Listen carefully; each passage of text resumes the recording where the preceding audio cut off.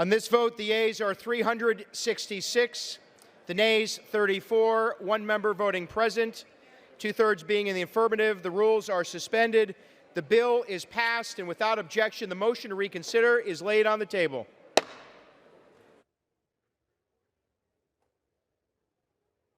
Governing by continuing resolution, Mr. Speaker, is never ideal, but Congress has a responsibility to keep the government open and operating for the American people. The alternative, a government shutdown, would be devastating to our national defense and for our constituents, and would be a grave mistake. Today's bill, Mr. Speaker, avoids such a self-inflicted error. In this bill, we provide badly needed aid to Americans that are suffering in a disaster. I know my friends favor doing that. I hope they vote accordingly tonight. We must deliver results to show the American people that we are serious about correcting the course of our nation, and this bill is the first step in that direction. We are on the cusp of an agreement to move this country forward.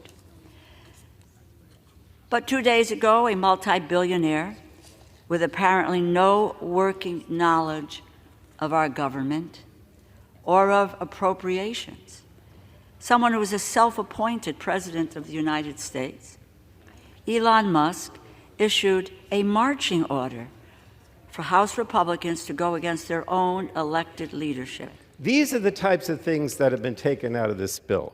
Health care protections, consumer protections, environmental protections, safety protections. These are the types of things that have been taken out of this bill because some billionaire, richest man on earth, decided that he didn't want those things.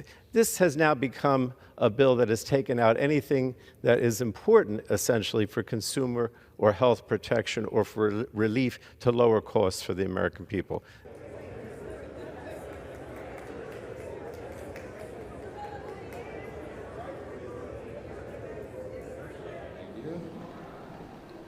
Well, good evening, everybody. We are really grateful that tonight, in bipartisan fashion, with overwhelming majority of votes, we passed the American Relief Act of 2025. This is a very important piece of legislation. It funds the government, of course, until March of 2025. That was a big priority for us. This is America First legislation because it allows us to be set up to deliver for the American people. In January, we will make a sea change in Washington. President Trump will return to D.C. and to the White House, and we will have Republican control of the Senate and the House. Things are going to be very different around here.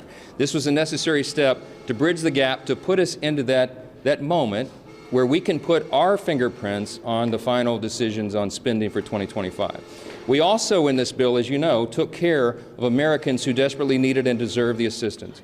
We had a record hurricane season. Hurricanes Helene and Milton in particular did dramatic damage across at least 6 states, the Carolinas, the Virginia, from Florida, Tennessee, all the way through. And they have been waiting for the federal government to assist. We did that tonight in this bill. We are excited about this outcome tonight. We're grateful that everyone stood together to do the right thing. And having gotten this done now as the last order of business for the year, we are set up for a big and important new start in January. We can't wait to get to that point. We encourage swift passage in the Senate now. They need to do their job as the House just did. We will all go home. I was in constant contact with President Trump throughout this process, spoke with him most recently about 45 minutes ago. He knew exactly what we were doing and why, and this is a good outcome for the country. I think he certainly is happy about this outcome as well. Elon Musk and I talked within about an hour ago, and we talked about the extraordinary challenges of this job. And I said, hey, you want to be Speaker of the House? I don't know. He said, this may be the hardest job in the world. I think it is. But we're going to get through this. We are going to unify this country, and we are going to bring the America First agenda to the people beginning in January. We cannot wait to get started. House Democrats have successfully funded the government at levels requested by President Biden in order to meet the needs of the American people in terms of their health, safety, and economic well-being. House Democrats have successfully fought for families, farmers, first responders, and the future of working-class Americans. House Democrats have successfully fought for $100 billion in disaster assistance. House Democrats have successfully stopped extreme MAGA Republicans from shutting down the government, crashing the economy, and hurting working-class Americans all across the land.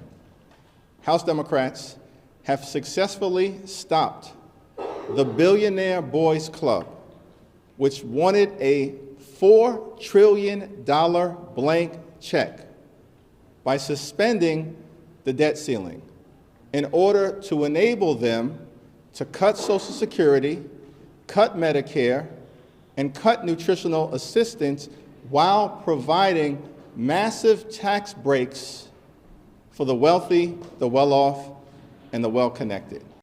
This is a victory for the American people. We have successfully advanced the needs of everyday Americans, but there are still things to be worked on, and we look forward to that fight in the new year. Happy holidays. Would you support eliminating the debt ceiling next year, sir? Are you going to negotiate with President-elect? Being Speaker of the House is a challenge in this modern era, but it's a challenge that we accept. It's a great honor to serve in the position. I wouldn't say it's the most fun job in the world all the time, but it's an important one, a hugely consequential moment for the country. I got into politics because of my children. I'm concerned about their future, and I think that we're going to have a chance to begin to change all that in January, and I'm really excited about that. So everybody's going to go home and get a little bit of rest, and they're going to come back fully prepared to do the hardest work of their lives, and we look forward to that in January. Sir, what lessons learned in the past couple of days for the next couple of years? We're going to start January on really strong footing, and we have a lot to do. We're going to have a very aggressive agenda to work with President Trump to secure our border, to lower gas prices, to get the economy back on track. Those are the things that we talked about during the campaign, and we're going to deliver for those families who are struggling. So that's dealing with the debt ceiling before January 20th? I won't give an exact date. It's going to be something we work on very early. Sir, what lessons have been learned in the past couple of days that can help out in the next couple of years? Well, we've got a very narrow majority, and, you're dealing with a Senate that really has failed to do a lot of work. They didn't do any appropriations bills all year. Hopefully next year we're going to have a new dynamic. With a new Senate, I'm very confident in that Senator Thune's leadership that he's going to want to get the Senate working more. So we'll be able to move things on both sides so you don't have these showdowns and midnight hour deadlines. And let's just do our work on normal's calendars. So we're going to be working early. All that we know is that with a narrow majority, we're always going to have to be working very closely with all our members, listening a lot as we do on all of these bills before we can put the right kind of coalition together to pass a bill.